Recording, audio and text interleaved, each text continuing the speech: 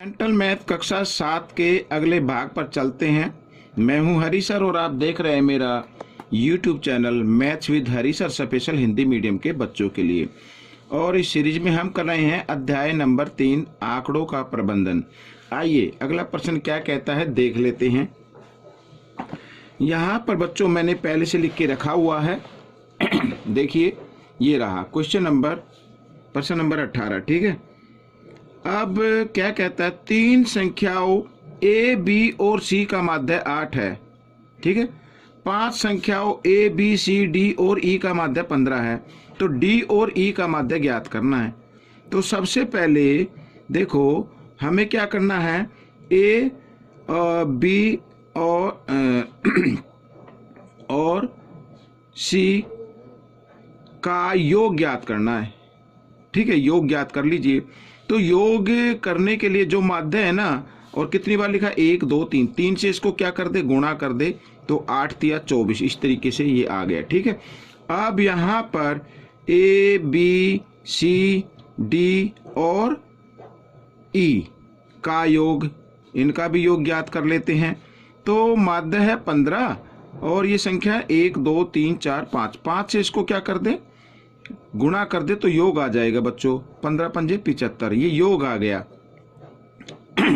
ठीक है, अब इसमें लिखा है, ठीक है ना, डी और ई का माध्य ज्ञात करना। तो पहले डी और ई का योग ज्ञात करेंगे।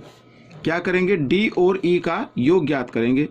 डी और ई का योग ये ज्ञात करना आपको। तो करना क्या होगा, आपको जो a plus B plus C plus D plus E, ठीक है, इसके योग में से ठीक है, इसके योग में से आपको क्या करना है, डी ई का माध्य ज्ञात करना है, ये वाला। तो हम क्या करेंगे, तो A B C D E का योग कितना है, 15। इसमें से आपको घटाना है ए बी सी का योग, तो ये योग है 24। ठीक है, तो यहाँ पर ए बी सी का योग कितना है, 24 है। तो इस तरीके से करेंगे। तो अब हमें डी ई का निकालना है। तो अब इसमें से माइनस कर दो, 5 में से 4 गया 1 और 7 में से 5 गए, सॉरी 7 में से 2 गए 5, यहाँ पर ये आ गया।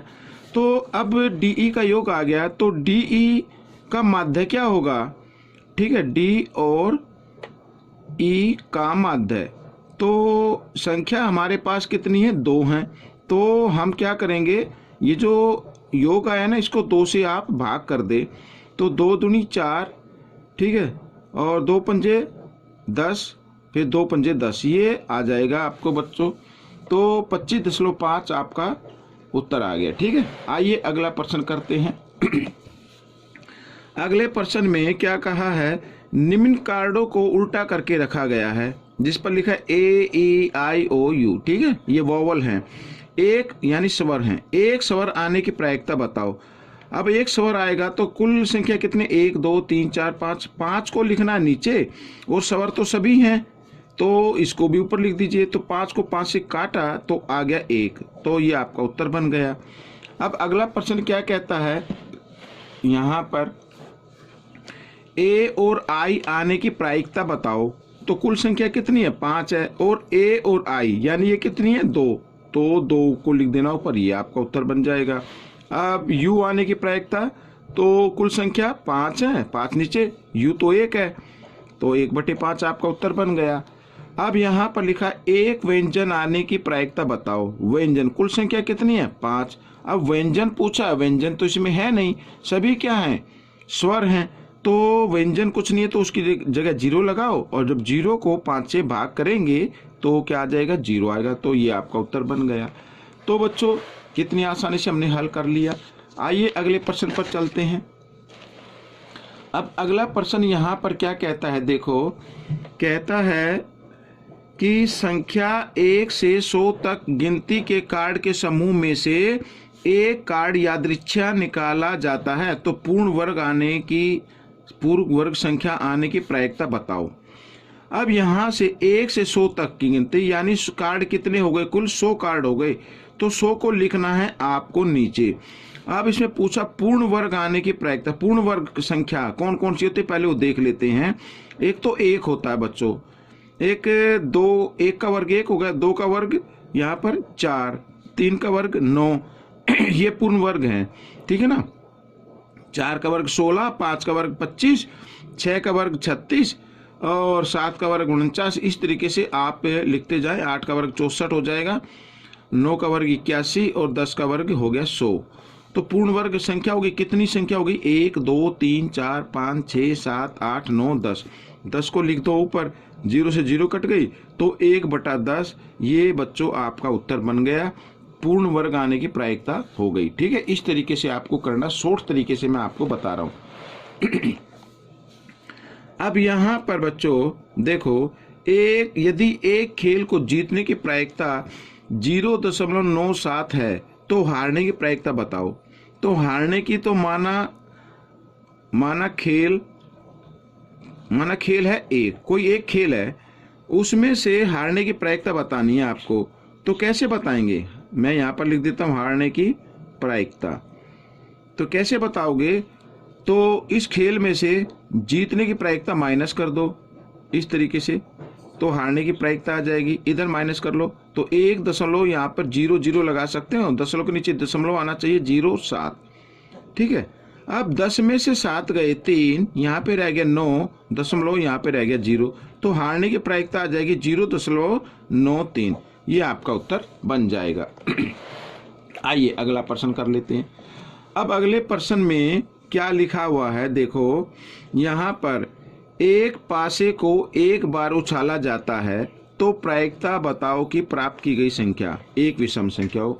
अब पासे में संख्या लिखी होती है 1 2 3 4 5 6 ये होती हैं, जिससे आप कैरम लूडो खेलते हैं, उस पासे में ये संख्या लिखी होती हैं।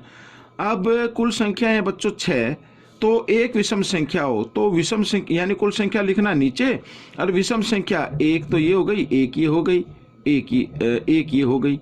ठीक है, ये यानी 1 3 5 कुल संख्या कितनी हो गई? 3 हो गई।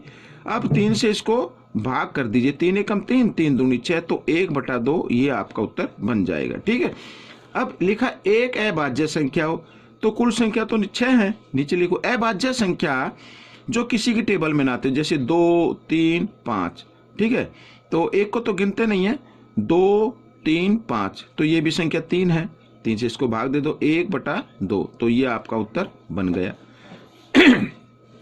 तो आगे लिखा है एक भाज्य संख्या हो, भाज्य का मतलब भाग होने वाली, तो 6 को नीचे लिखना है। भाग होने वाली संख्या हमारी कितनी है? तो 4 और 6। ठीक है, यानी ये भाज्य संख्या 4 और 6, यानी कि कहने का मतलब है 4 और 6 एक और स्वयं को छोड़कर और अन्य यानी दूसरे पाड़े में भी ये संख्या आती है, तो ये संख्या है 2। आइए 2 एकम 2, 2 तिया 6, तो 1/3 ये आपका उत्तर बन गया। अब लिखा है 2 का गुणनजो, 2 का गुणनजो। ठीक है, 2 का गुणनज यानी 2 4 6, कुल संख्या लिखो यहाँ पर 6 और 2 के गुणज कितने? 1 2 3, ये तो 3 एकम 3, 3 दूनी 6, तो 1/2 ये आपका उत्तर आ गया। 6 का गुणनखंड हो तो कुल संख्या नीचे लिख लीजिए। 6 के गुणनखंड, 6 यानी किस किस के पाड़े में आता है? देखो 1 के में आएगा, 2 के में आएगा, 3 के में आएगा और स्वयं 6 के में आएगा, तो 1 2 3 4, 4 होगी, 4 को लिख दीजिए इधर। तो 2 से 2 दूनी 4, 2 तिया 6, तो 2/3 ये आपका आंसर आ गया। अब इसमें लिखा है 6 से बड़ी संख्या, इसका इधर कर लेते हैं। 6 से बड़ी संख्या, कुल संख्या लिखने नीचे। अब 6 से बड़ा तो इसमें कोई है नहीं, तो 0 लगा दीजिए, तो इसका क्या आ जाएगा? प्रायिकता 0 आ गई। अब लिखा 3 से छोटी संख्या, 3 से छोटी, तो कुल संख्या लिखो नीचे। 3 से छोटी संख्या 1 और 2 ही है, तो 2 लिखना है, और 2 से इसको काट देते, 2 एकम 2, 2 तिया 6, तो 1/3, तो ये आपका उत्तर बन गया। ठीक है, तो इस तरीके से क्वेश्चन भी हल हो गया। अब हम करेंगे बच्चों यहाँ पर प्रश्न नंबर 23। ठीक है, ये प्रश्न नंबर 23 कर लेते हैं। तो यहाँ पर बच्चों प्रश्न नंबर 23 मैं अगले भाग में कराता हूँ आपको, क्योंकि वीडियो ज़्यादा लंबी हो जाएगी। तो बच्चों आप मेरे को बताना कि ये वीडियो कैसी लगी आपको। ठीक है, और इसमें से सीखकर दूसरे को जरूर सिखाना।